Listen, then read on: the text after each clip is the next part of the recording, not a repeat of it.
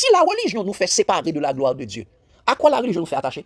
Regardez ce qu'il a dit, chapitre 26, versets 15 à 20. Ne savez-vous pas que vos corps sont les membres de Christ? Prendrais-je donc les membres de Christ pour en faire les membres d'une prostituée? Et pas vrai, dans la religion, on vous fait membre de telle religion, membre de tel secte, et je suis tel bagage, je suis tel bagage. Par exemple, quelqu'un qui dit je suis chrétien, je suis en Christ. Il continue ça. Loin de là, ne savez-vous pas que celui qui s'attache à la prostituée est un seul corps avec elle? Car, est-il dit, les deux deviendront une seule chair. Quand vous êtes dans les religions des hommes, vous êtes devenus une seule chair avec eux, c'est-à-dire vous êtes devenus également impudiques. Verset 17 nous ça. Mais celui qui s'attache au Seigneur est avec lui un seul esprit. Fuyez l'impudicité, quelque autre péché que l'homme commet, ce péché est hors du corps. Mais celui qui se livre à l'impudicité pêche. Mais on nous dit que la prostituée, pourquoi on appelle la femme la prostituée? Parce qu'il s'est détaché de Christ pour aller s'attacher avec Satan, avec les fils de la perdition. Regardez cela, chers amis, dans Apocalypse 17, versets 1 à 5.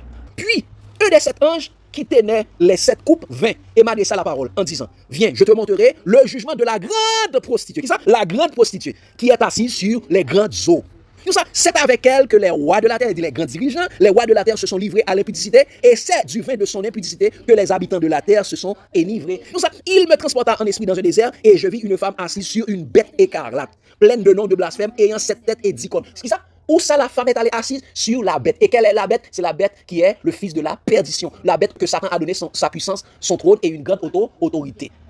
Cette femme était vêtue de pourpre et d'écarlate, parée d'or, de pierres précieuses et de perles. Elle tenait dans sa main une coupe d'or remplie d'abominations et des impuretés de sa prostitution. Sur son front était écrit un nom, un mystère, Babylone la grande, la mère des impudiques et des abominations de la terre. Ça, Babylone la grande, la mère des impudiques et des abominations de la terre. Nous devons savoir, chers amis, comme ce dicton est dit, chers amis, tous les chemins mènent à Rome. Et nous devons savoir également que toutes les religions mènent à Babylone. Tous les chemins mènent à Rome, c'est-à-dire toutes les religions mènent à Babylone. C'est Babylone, la Rome, qui a créé toutes les religions du monde. C'est pourquoi on appelle Babylone, Rome, la mère des impudiques. Ces impudiques, ce sont ces églises qui sont ses enfants. Comme il a dit, c'est l'ami dans Apocalypse 2, versets 21 à 25. Je lui ai donné du temps afin qu'elle se repentit.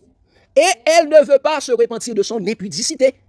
Voici, je vais la jeter sur un lit et envoyer une grande tribulation à ceux qui commettent adultère avec elle, à moins qu'ils ne se répandent de leurs œuvres. Je ferai mourir de mort ses enfants, et toutes les églises connaîtront que je suis celui qui sonde les cœurs et les reins, et je vous rendrai à chacun selon vos œuvres. Je ferai mourir de mort ses enfants, et toutes les églises seront. Donc ça veut dire, ces enfants sont les églises. Donc ça veut dire, toutes les religions du monde, toutes les églises des hommes, eh bien, ce sont des églises de Babylone. Donc tous les chemins mènent à Rome, c'est-à-dire, toutes les religions mènent à Babylone. C'était la Bible noir sous blanc. N'hésitez pas à aimer, abonner, commenter et partager. Bye et à la prochaine.